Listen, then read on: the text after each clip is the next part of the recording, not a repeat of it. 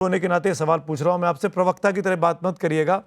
क्या आप मानेंगे आज की तारीख में, इस वक्त जब मैं आपसे बात कर रहा हूं टाइम्स नाउ नव भारत पे, कि देवेंद्र फडणवीस इस वक्त महाराष्ट्र के सबसे बड़े नेता बन गए? जी हां, इससे इनकार नहीं किया जा सकता। देवेंद्र फडणवीस जी महाराष्ट्र के मुख्यमंत्री हैं और उनके नेतृत्व में भारतीय जनता पार्टी पूरे महाराष्ट्र में अलग अलग चुनाव लड़ती है और उनका ही चेहरा बीजेपी सामने रखती है। तो ठीक है, जो सेंट्रल लेवल के जो लीडरशिप हैं, आदरणीय प्रधानमंत्री श्री नरेंद्र मोदी जी, अमित शाह जी और पूरी बीजेपी तो रहती है, लेकिन जो स्टेट का फेस होता है वो महत्वपूर्ण होता है। तो इस नाते मैं नहीं इस बात से इनकार कर रहा हूं कि फडणवीस जी के, मैं इसलिए आपसे पूछा संजय भाई, इमरजेंस में 29 में से 25 महानगर पालिकाओं में बीजेपी जीत रही है। देवेंद्र फडणवीस के आसपास पूरा कैंपेन बना, ना प्रधानमंत्री गए, ना गृह मंत्री गए, ना पार्टी अध्यक्ष गए, ना कोई मुख्यमंत्री गया, ना योगी आदित्यनाथ, कोई भी नहीं गया। तो देवेंद्र फडणवीस ने पूरा प्लान किया, पूरा चुनाव लड़ा, पूरा अपने चुनाव अपने ऊपर, अपने कामकाज के ऊपर निर्धारित किया और उसका फायदा आज मिल रहा है कि बीजेपी को इतनी बड़ी जीत मिल रही है। पहली बार मुंबई जैसे आपके अपने शहर में, जहां के आप खुद नेता हैं, सांसद हैं, विधायक रहे, वहां पर बीजेपी का मेयर होने वाला है। इसको आप कैसे देखते हैं? ये बहुत बड़ी उपलब्धि है। एक अरसे से यहां पर मैं कह सकता हूं कि 1985 के बाद से लगातार शिवसेना एक, समझ लीजिए कि मुंबई की राजनीति के सेंटर में रही है, जो अनडिवाइडेड शिवसेना थी। आज भारतीय जनता पार्टी उनके पीछे, उनके साथ अलायंस करके किसी तरह से बीजेपी और शिवसेना की सरकार आती रहती थी, लेकिन आज हालात ये हैं कि बीजेपी मुंबई में एक सबसे बड़े दल के रूप में उभर करके आई है। हाँ, जब बीजेपी सबसे बड़े दल के रूप में उभर कर आ रही है, तब निश्चित तौर पर हमारी शिवसेना, शिंदे साहब के नेतृत्व की जो शिवसेना है, उस शिवसेना ने भी उनके साथ अलायंस किया और कहीं ना कहीं हमारा भी बहुत बड़ा योगदान है।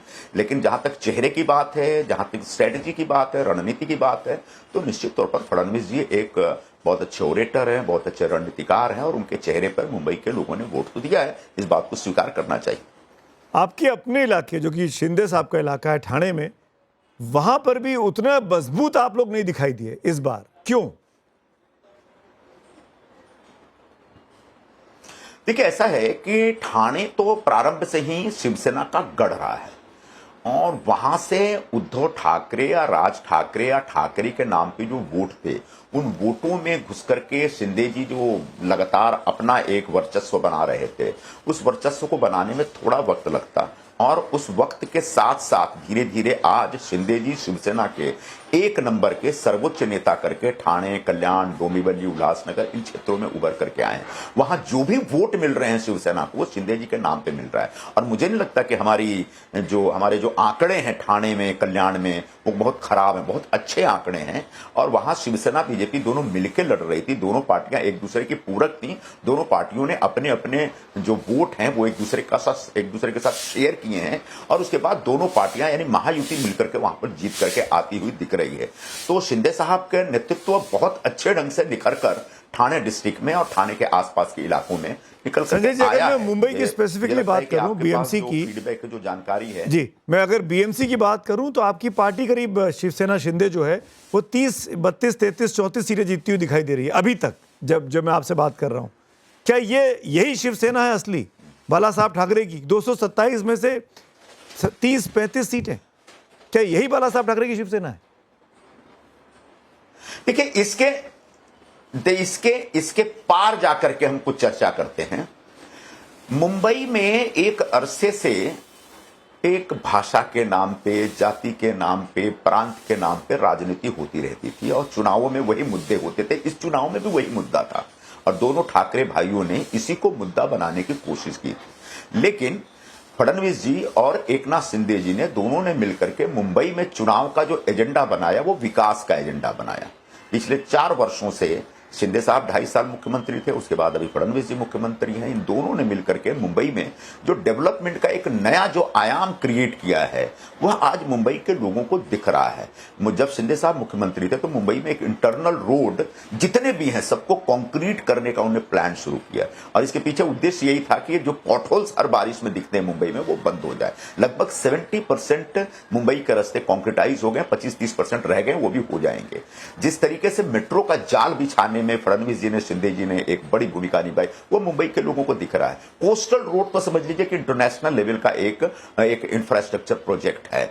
हाउसिंग सेक्टर में जबरदस्त क्रांति हो रही है। तो यह सब देख करके मुंबई के लोगों ने जो पुराना पैटर्न था, जो पुराने जो नारे थे, उन सारे नारों को रिजेक्ट करते हुए शिवसेना और बीजेपी के अलायंस को एक बहुत बड़ी ताकत दी है।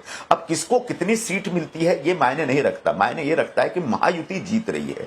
महायुति में दोनों नेताओं और दोनों पार्टियों का एक बराबर का हिस्सा था, बड़ा हिस्सा था। हम लोग 90 सीटों पे लड़ रहे थे, वो लगभग 137 136 सीटों पे चुनाव लड़ रहे थे।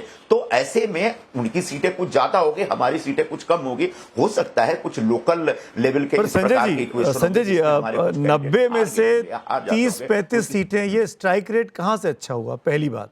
और दूसरी बात, जिन 85-86 सीटों पर सीधे शिवसेना की लड़ाई थी, या तो शिंदे वर्सेस ठाकरे कह लीजिए या शिंदे वर्सेस राज ठाकरे कह लीजिए, जहां पर सीधे लड़ाई थी वहां पर भी आप लोगों ने 30-35 सीटें आ रही हैं।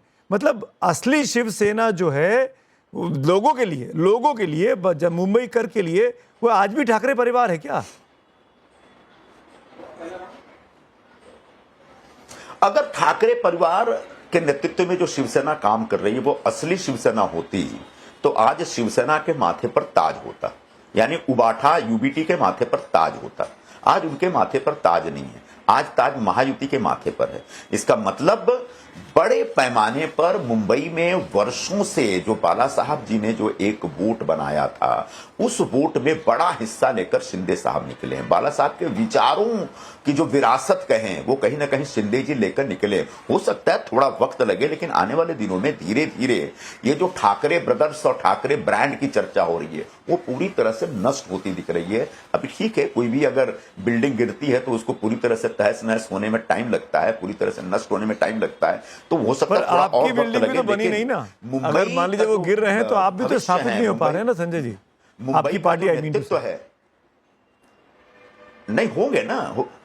आज महत्वपूर्ण यह था कि मुंबई में बीजेपी के साथ मिलकर के ठाकरे ब्रदर्स का जो एक जहरीला प्रचार है, उस प्रचार को रोका जाए और मुंबई के विकास को आगे लाया जाए, और उसमें हम कामयाब हुए हैं। ये हमारी कामयाबी है। आप एक आखिरी सवाल संजय जी, आप तो खुद शिवसेना से निकल कर आए, बाला साहब को अपने अपना राजनीतिक गुरु बताया, माना है, उनके साथ काम किया।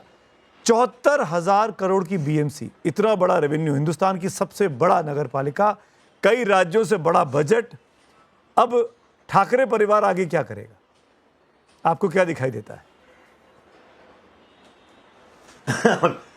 अब इस बारे में तो ठाकरे परिवार से पूछना पड़ेगा, लेकिन निश्चित तौर पर उनके जो आने वाले जो वो है दिन हैं वो बहुत सही नहीं है।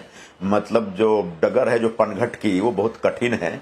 और अभी जो उनके जो भी नगर सेवक है ना, बहुत सारे लोग उनकी पार्टी छोड़ के चले जाएंगे। क्यों? इसलिए बता रहा हूं मैं आपको, क्योंकि एक तो ठाकरे ब्रदर्स में रस्सी जल गई, ऐठन नहीं गई। भयंकर अहंकार है, लोगों से, कार्यकर्ताओं से जो कनेक्ट है वो पूरी तरह से खत्म हो चुका है। लेकिन अभी भी बाला साहब का फोटो लगा के उन्होंने जो वोट लिया, उसकी वजह से थोड़ा सा नतीजा उनके पक्ष में आया है। लेकिन ये नतीजा बहुत लंबे समय तक उनके पक्ष में रहेगा, और ये सारा का सारा कुनबा एक रहेगा, मुझे नहीं लगता। सबसे पहले तो दोनों भाइयों में बड़ा झगड़ा होगा, अब दोनों भाई फिर से अलग अलग हो जाएंगे। उसके बाद इनके जो नगर सेवक हैं उसमें जो ढंग के लोग होंगे वो धीरे धीरे खिसकते चिटकते जाएंगे, इधर उधर चले जाएंगे। यानी ये पार्टी की जो ड्विंडलिंग होती है ना, सिकुड़ना होता है ना, सिकुड़ने की प्रक्रिया शुरू हो गई। मैं कह सकता हूं कि इट इज। अच्छा चलिए, आपने ठाकरे परिवार का तो ऐलान कर दिया कि जो दोस्ती हुई थी वो दोस्ती क्षणिक थी, वो टूट जाएगी। पर मुझे बताइए, क्या इस बात का डर है कहीं ना कहीं शिवसेना शिंदे के मन में कि बीजेपी इतनी बड़ी पार्टी हो गई है कि अब वो हमको भी अपने साथ मिला लेगी? क्या शिवसेना शिंदे बीजेपी का हिस्सा बन जाएगी? क्योंकि अतीत में हमने देखा है कई बार एकनाथ शिंदे जी नाराज हुए हैं मुख्यमंत्री जी के कामकाज से, कभी यहां नहीं पहुंचे, कभी वहां नहीं पहुंचे, खबरें खूब छाई रही। ठीक है, जब 2-3 पार्टियां एक साथ काम करती हैं तो बहुत छोटे छोटे इश्यूज पे मतभेद हो जाते हैं। लेकिन मैं इतना आपको बता दूं कि देवेंद्र फडणवीस जी और एकनाथ शिंदे जी के बीच जबरदस्त दोस्ती है, जबरदस्त रिश्ता है उनका, और छोटे छोटे आग्रहों से ऊपर उठ करके वो बड़े पिक्चर को सामने रख करके मिलकर के साथ में काम कर रहे हैं। और हमारी पार्टी को किसी प्रकार का कोई डर नहीं है। पूरे महाराष्ट्र में दूसरे नंबर की पार्टी बन करके एकनाथ शिंदे जी के नेतृत्व में शिवसेना, हमारी शिवसेना निकल के करके आई है। पूरे इस बार के चुनाव में भी शिवसेना का प्रदर्शन बाकी जो महानगर पालिकाएं हैं उसमें यूबीटी से 1000 टाइम्स बेटर है। पूरे महाराष्ट्र में यूबीटी खत्म हो चुकी है, सिर्फ मुंबई में थोड़ी बहुत उनकी ताकत दिख रही है। ये भी ताकत धीरे धीरे खत्म हो जाएगी। संजय जी, मैं आपको टोक रहा हूं लेकिन इस परमिशन के साथ कि आप रहिएगा मेरे साथ। एक बड़ी खबर आ गई, ब्रेकिंग न्यूज, उसके बाद आपका रिएक्शन भी लेना चाहूंगा। खबर यह आ रही है कि छत्रपति संभाजी नगर में बड़ी खबर है, बीजेपी सबसे बड़ी पार्टी है 56 सीटों के साथ, लेकिन इस इलाके में दूसरे नंबर पर ओवैसी की एमआईएम पार्टी आ गई है। एआईएमआईएम को संभाजी नगर में 24 सीटों पर अभी बढ़त दिखाई दे रही है।